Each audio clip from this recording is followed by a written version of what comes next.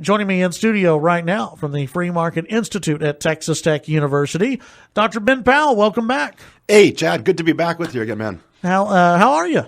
It's been going mostly good. We're continuing to expand, adding more faculty there, and got a lot of programming on, which is what brings me back to be with you today. Yeah, absolutely. Y'all have an event coming up on Thursday. Yes, Thursday at 5:30 in the Rawls College of Business. We're going to be hosting a guest lecture by Professor Chris Coyne, who's an associate professor of economics at George Mason University and the author of multiple books, including one, After War, The Political Economy of Exporting Liberal Democracy, and Doing Bad by Doing Good, Why Humanitarian Intervention Fails. And he's going to be talking about both these topics. So things ranging from state construction in Iraq to post-disaster recovery in Haiti, and what the economics behind these things are that, well, makes some good intentions go awry. Right. And in studio right now, we have Professor Coyne. Welcome. Good morning. Thank you for having me. Yeah, absolutely. Thanks for coming in today. I guess when people think of humanitarian aid, they think of natural disaster first, and the U.S. gathers up humanitarian aid. Haiti would be an example that we hear about over and over again, and probably with the recent hurricane, you'll hear more about humanitarian aid. What is it about humanitarian aid that sounds good but goes bad? Well, the part that sounds good is the humanitarian part. That is the desire to help your fellow human being after they've suffered from a massive natural disaster. But one of the basic and key insights from economics is that intentions don't equal results.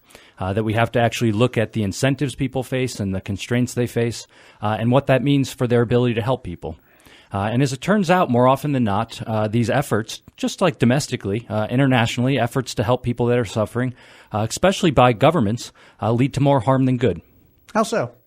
Well, there's a host of perverse incentives. One of them is that it creates a dependency effect, which is, you give people aid and assistance, and very few people tend to ask, well, what's the end game? How do you ever kind of pull back and withdraw this aid? People become dependent on it, much like domestic welfare, and it leads to these permanent entanglements. Another perverse incentive is bureaucracy, and this is evident with the Clinton Foundation in Haiti, which of course led to a few small group of elites and their friends being able to line their pockets at the expense of taxpayers, because of course anytime you inject millions of dollars into a situation where there's corruption, lack of transparency, lack of accountability, we all know what happens, which is funds get wasted, misallocated, and ends up in the hands of a few. So let's say there's a natural disaster and it hits a third world country, and people feel as though they want to do something, and the United States feels like we need to do something.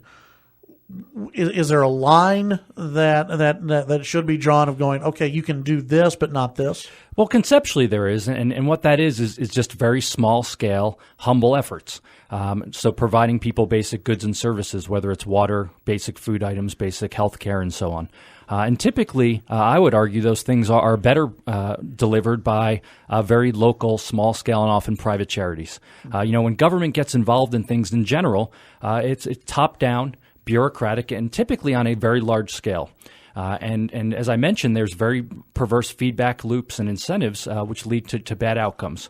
But there's other things that can be done as well. The best kind of insurance, if you will, against the effects of natural disasters is wealth creation, is being wealthy. And the best way to do that is economic freedom. So to the extent that people actually want to be humanitarians, they should agitate for their government to adopt policies to promote economic freedom. And that goes for both people in the U.S. and people abroad as well. In the past, and I know you're also going to talk about foreign aid, which is different than the humanitarian aid part of this. In the past Republican primaries, and I don't know if it was really brought up in this last one, but there was talk in the past about zeroing out foreign aid and saying, okay, we're going to start over every year foreign aid instead of just, you just automatically get it. Congratulations.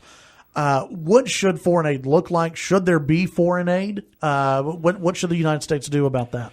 So after actually looking at this and studying it carefully, I've come to the conclusion that if it was up to me, U.S. foreign aid from the U.S. government would be zero. It's relatively small anyway compared to the other types of interventions that the U.S. government does, military interventions and so on. To me, it serves very little purpose. Really what it does, and very few people want to admit this, is it serves as bribes. It serves as payoffs to governments and other client states so that a small group of politicians can get certain things that they want at the expense of U.S. taxpayers. And so it's all dressed up in very nice rhetoric, humanitarianism, foreign aid to help countries develop. And some of it does, a relatively small amount, but some of it. But a lot of it just ends up being wasted and ending up in the hands of corrupt and oftentimes brutal regimes that are able to line their pockets and reinforce and entrench their positions of power. Well, and what you just said, that reinforces something that I've always heard, about some of the foreign aid, at least, is that it goes to pay off the bad guys so they won't get mad at us and they won't go after us. Is that pretty true? Not go after us. It's to do things like fly drones out of their countries and to do and engage in the war on terror in the broadest sense. In some cases, for instance, using their lack of a legal system and rule of law to host black sites so that the U.S. government can engage in interrogation and torture of people under the guise of the war on terror and so on. And so, you have to be careful about these things. And oftentimes humanitarianism and aid conflict because the people perpetuating humanitarian crises are often the most brutal and corrupt regimes. But if you look at foreign aid flows, they tend to go to those very regimes. Actually, one time I looked a number of years back, and USA Today published a list of the world's 20 worst dictators. 19 of them received aid from USAID, and all 20 got it from OECD countries. Well, and you look at the countries that get foreign aid, you look at the countries, like some of the countries that get humanitarian aid. I would think that for some of these, and like you just mentioned, some of the worst who get this, it's not helping the people. And that's who, the average voter, the average citizen thinks it's helping the people on the street. And oftentimes there's so much corruption at the very top, the citizens in that country don't see the benefits. That's exactly right. And, this cuts across cases as well. And it's not just cases where there's natural disasters. I mean, look at Afghanistan. The U.S. government has spent a significant sum of taxpayer money, most of it, by the way, issued through debt.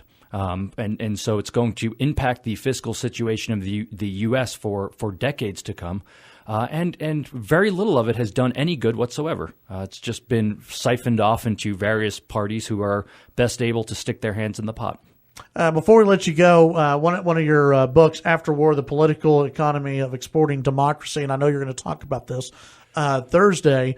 What is it? You hear Trump and you do hear other politicians now saying, okay, we don't want a nation build. We don't want to put democracies in places that aren't ready for it, that don't want it. Is that the way we need to go from here on out, as opposed to saying, okay, Iraq, you need to look like America? Yeah, well, that's one form of it. But then there's other forms, too. Of course, President Obama claimed to take a lighter footprint approach in places like Libya, which is we're not going to put boots on the ground. We're going to enforce a no-fly zone, topple the government, and that will be great. But very rarely do people ask basic questions like, what happens the day after? Does a new constitutionally constrained government magically fall from the sky? No. What you get is civil war, conflict, regional instability, and so on. There's a lot of bad regimes in the world, a lot of bad governments. And so I understand when people say, well, the U.S. government should play an active role in helping topple these. But again, you have to be very careful. And the important question I think to ask is, how confident are you in government? How confident are you in government to carry out the largest and widest possible range of activities, centrally planned, possible? And so, imagine going to like the DMV or any really government service domestically and using it. And think about all the problems with that. And now think about expanding that by magnitudes internationally, giving them lots of weapons and saying rebuild an entire country and all of the complexities that go along with it. And if you think in those terms, I think it leads one to a position of extreme skepticism and humility. Professor Coyne, appreciate you coming in today. Thank you. And I know if people can go onto YouTube, see a lot of videos. You were on John Stossel. That was one of the first videos that popped up. Yep. And of course, you have the big event coming up Thursday night. Tell folks that info. Thursday night at 5:30 in the Rawls College of Business in the main auditorium in 105. Just come in the main doors. You can park right outside the Rawls College of Business. Parking restrictions are lifted at 5 o'clock for this event. And we'll go from 5:30 to about 6:30, 7 o'clock, and there'll be questions and answers afterwards. And we'd love to see some of the community there. Yeah, absolutely. I think it's going to be a great discussion and one that maybe the presidential candidate should talk about. That would require them talking about issues, Chad. Come on now. That's a good point. Dr. Ben Powell, appreciate you coming in today, and Professor Christopher Coyne, thank you very much. Thank you.